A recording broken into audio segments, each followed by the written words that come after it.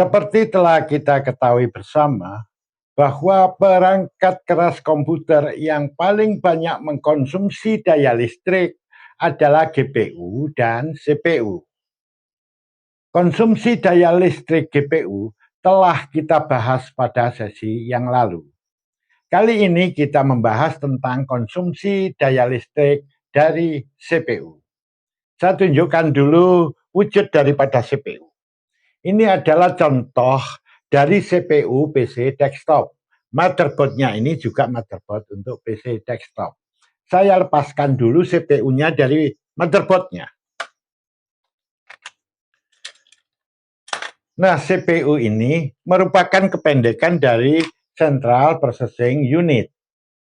Orang lain mungkin menyebutnya dengan nama lain, yaitu mikroprosesor.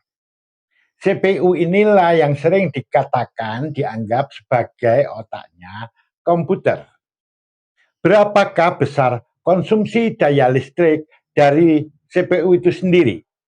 Besarnya konsumsi daya listrik CPU ketika dia sedang aktif bekerja selalu berubah-ubah secara dinamis.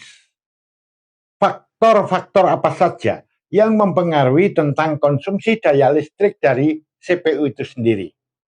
Berikut ini faktor-faktor yang mempengaruhi konsumsi daya listrik daripada CPU saat dia sedang beroperasi atau sedang bekerja. Yang pertama di sini adalah jenis daripada CPU itu sendiri. Berikut ini saya berikan contoh dari CPU kelas atas. Yang pertama adalah Intel Core i9 14900KS. Ini adalah CPU buatan Intel.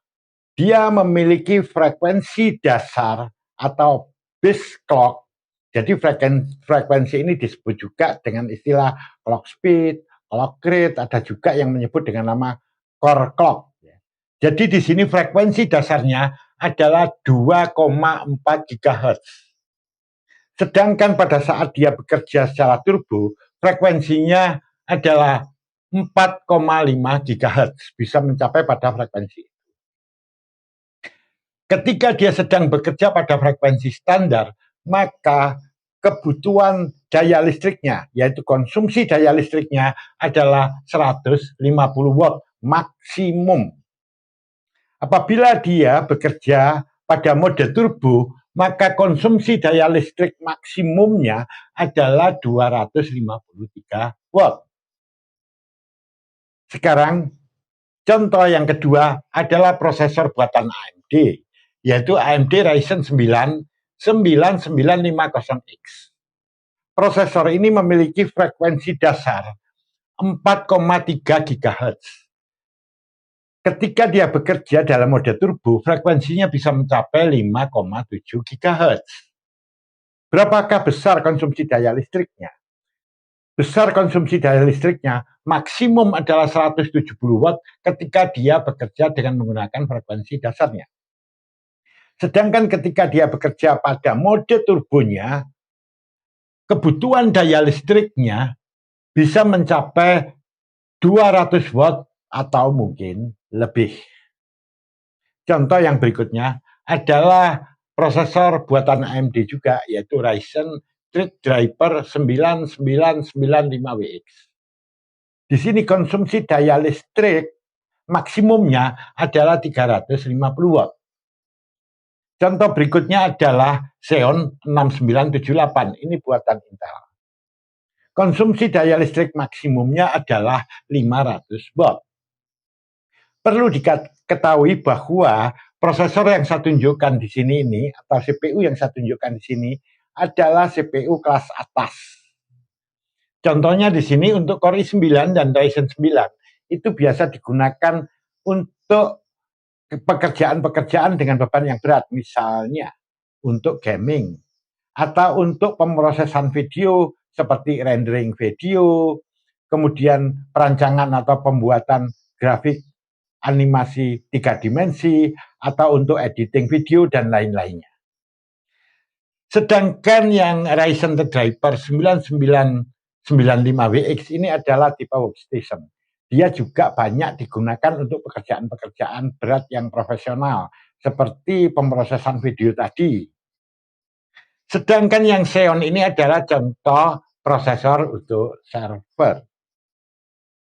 Nah, apakah konsumsi daya listrik itu selalu sebesar ini? Tidak. Ada juga prosesor yang konsumsi daya listriknya rendah, misalnya maksimumnya 65 watt atau bahkan kurang. Nah, ini adalah prosesor kelas entry level ya, untuk pemula yang untuk pekerjaan-pekerjaan ringan. Apa yang saya tuliskan di sini adalah prosesor atau CPU yang kelas atas yang memiliki performa yang tinggi. Nah, kemudian apa yang menyebabkan di sini konsumsi daya listriknya berbeda-beda semacam ini? Nah, itu sebetulnya ada pengaruhnya. Dia dipengaruhi oleh arsitekturnya, jenis arsitektur yang biasa dikenal kalau untuk CPU itu adalah mikroarsitektur, sebutannya semacam itu. Mikroarsitektur yang berbeda, maka konsumsi daya listriknya juga akan berbeda. Kemudian faktor berikutnya adalah jumlah core. Core itu inti prosesor. Semakin banyak jumlah core-nya yang ada di dalam CPU atau prosesor ini, maka akan semakin tinggi juga konsumsi daya listriknya. Jadi dalam sebuah kemasan mikroprosesor atau CPU ini, jumlah core-nya ada yang cuma 2, yang dikenal dengan dual core.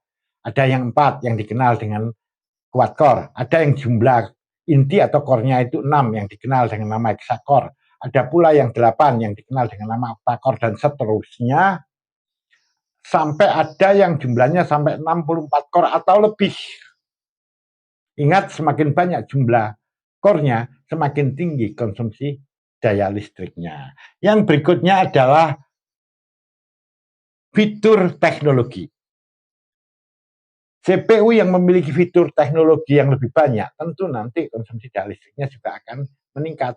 Contoh fitur teknologi untuk prosesor Intel ya. Contohnya adalah Intel Turbo Boost, kemudian Hyper Threading Technology, dan lain-lainnya. Nah, pengaruh yang berikutnya itu datang dari besarnya jumlah transistor, yaitu jumlah transistor yang ada di dalam core tadi, di mana transistor yang ada di dalam core itu disebut biasanya dengan nama subtransistor. Semakin banyak jumlah subtransistornya tadi, maka dia nanti konsumsi daya listriknya tentu juga akan menjadi lebih besar. Nah, itu tadi adalah faktor yang pertama, yaitu jenis CPU. Sekarang faktor yang kedua yang mempengaruhi besarnya konsumsi daya listrik dari CPU ini sendiri adalah frekuensi. Frekuensi ini disebut juga dengan nama clock speed, clock rate, atau core clock. Core i9 contohnya ini yang 14900KS, itu frekuensi standarnya adalah 2,4 GHz, sedangkan turbonya adalah 4,5 GHz. Apabila frekuensi standarnya ini dinaikkan jadi di atas 2,4 GHz, yang ini biasa dikenal dengan nama di overclock begitu. Jadi penaikan frekuensi itu dikenal dengan nama overclock. Apabila dia di overclock, maka kinerja atau performanya juga akan meningkat. Dia akan lebih cepat kerjanya. Efeknya adalah konsumsi daya listriknya juga akan meningkat. Apabila dia di overclock, maka konsumsi daya listriknya bisa mencapai 400 watt atau bahkan lebih.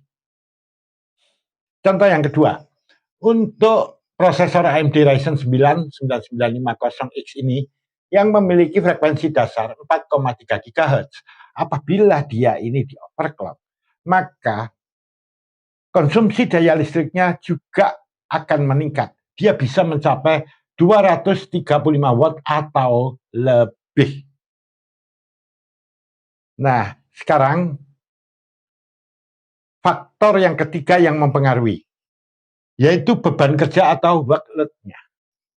Jadi apabila CPU ini mendapatkan beban kerja yang ringan, maka konsumsi daya listriknya otomatis akan rendah. Apabila dia mendapatkan beban kerja atau workload yang berat, maka konsumsi daya listriknya akan meningkat. Di sini ini nilai-nilai ini, TDP ini adalah ketika dia mendapatkan beban kerja yang tinggi. Misalnya dia memiliki beban kerja tinggi dan masih dalam bekerja pada frekuensi dasar, maka konsumsi daya listriknya maksimum 150 watt itu tadi. Nah, patut diketahui di sini, ketika CPU itu sedang bekerja, tentu beban kerjanya itu tidak pernah konstan. Kadang-kadang rendah, kadang-kadang meningkat agak tinggi, kadang-kadang tinggi, dan seterusnya. Atau kembali lagi ke rendah, seperti itu. Ketika dia mendapatkan beban kerja rendah atau beban kerja ringan, maka konsumsi daya listriknya pasti rendah. Ketika beban kerjanya itu naik, ya lebih berat begitu, maka konsumsi daya listriknya juga akan naik. Apabila kemudian beban kerjanya turun, maka konsumsi daya listriknya juga akan turun. Dengan demikian saat dia bekerja, maka konsumsi daya listrik itu tak pernah konstan. Dia akan berubah-ubah disesuaikan dengan beban kerja daripada CPU itu sendiri. Nah, inilah yang menjadi alasan utama mengapa konsumsi daya listrik dari CPU itu ketika sedang beroperasi atau bekerja selalu berubah-ubah secara dinamis. Nah, faktor yang mempengaruhi konsumsi daya listrik dari CPU, apa cuma hanya 3 ini aja? Enggak. Tapi 3 hal ini adalah yang paling dominan yang menentukan besarnya konsumsi daya listrik dari CPU tadi. Semoga informasi ini bermanfaat bagi Anda. Kita ketemu pada bahasan berikutnya.